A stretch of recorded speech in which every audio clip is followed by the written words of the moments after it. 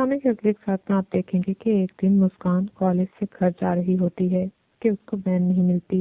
उस दिन वैन की हड़ताल होती है। वो परेशान होती है कि अब वो क्या करेगी।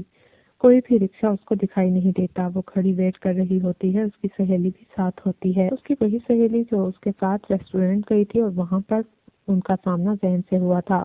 वो जैन को बहुत पसंद करती है और मुस्कान से बात करती है कि जैन उसका बहन का देवर बहुत खूबसूरत है और बहुत ही नरम दिल है।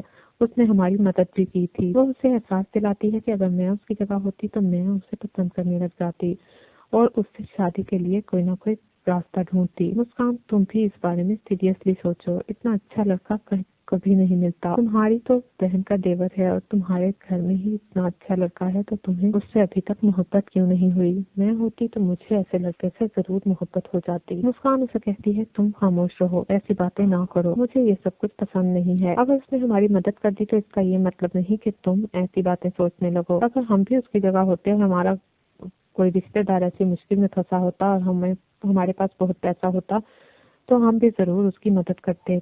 तुम बताओ कि ऐसा ना होता? उसकी दोस्त कहती है, मैं बिल्कुल भी ऐसा नहीं सोचती। उसका दिल नरम है, इसीलिए उसने हमारी मदद की है। मुस्कान कहती है, ये सब बातें छोड़ो, अब ये बताओ कि आज हम वापस कैसे जाएंगे? अभी तक कोई रिक्शा या कोई बस नहीं मिल रही। उसकी सहेली कहती है कि मुझे तो थोड़ी देर तक बैग लेने आ जाएंगे। कहती हो तो तुम्हें भी मैं छोड़ दूंगी। मुस्कान कहती है, नहीं, जब तक तुम्हारे डैड लेने आएंगे हो सकता है हमें कोई रिक्शा मिल जाए। उसकी दोस्त कहती है, मैं डैड को फोन करती हूँ, अभी तक आए क्यों नहीं? वो डैड को फोन करती है तो उसे मालूम होता है कि उसके डैड तो शहर से बाहर इमरजेंसी के लिए जा चुके हैं। अब वो सोचती है कि हम क्या करें। मुस्कान भी बहुत परेशान होती है। अभी दोनों सोच रही होती है कि वहाँ पर जैन आ जाता है। जैन कहता है कि आप दोनों यहाँ पर क्या कर रही हैं? तो उसकी दोस्त जल्दी से बोलती है कि हड़ताल है जिसकी वजह से कोई बस या वैन नहीं आई। हमने कॉलेज से घर जाना था। जैन कहता है, फिर तो मैं अच्छे मौके पर आया हूँ, चले मैं आपको घर ड्रॉप कर देता हूँ। मुस्कान कहती है, नहीं, हम चले जाएंगे। उसकी दोस्त कहती है, हम कैसे जाएंगे? आज हड़ताल है और कोई भी रिक्शा या वैन यहाँ पर दिखाई नहीं दे रही। जैन साहब, आप ऐसा करें, हमें घर छोड़ दें।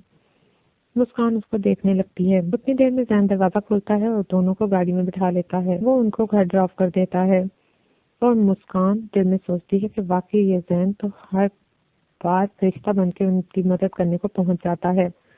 ये इतना अच्छा लड़का है, तो आप ही इसके बारे में ऐसा क्यों कहती हैं कि तुम इससे दूर रहो? मुस्कान आप पॉजिटिवली जैन के बारे में सोचने लगती है। वो सोचती है वाकई ये बहुत अच्छा लड़का है। दूसरी तरफ शाहनवाज और महरूनिसा के दरमियान बातें सिमटने लगते हैं। शाहनवाज अब महरूनिसा का हाथ खामोशी से पकड़ लेता है और उसको अब खींच कर अपने करीब कर लेता है। महरूनिसा जैसे मदहोश सी हो जाती है। कुछ अर्से के लिए तो वो खोई सी रहती है, लेकिन फिर होश आने पर वो उससे दूर हो जाती है और कोई ना कोई बात शुरू कर देती है। शाहनवाज इस सूरत हाल को बहुत एंजॉय करता है।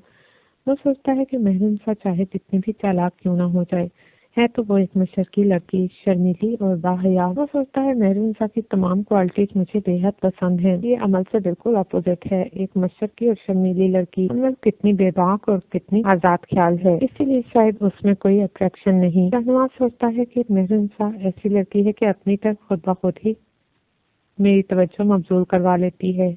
कितनी अट्रैक्शन है इस लड़की में। शायद ये सब मैं इसलिए कह रहा हूँ कि मुझे इससे मोहब्बत हो गई है।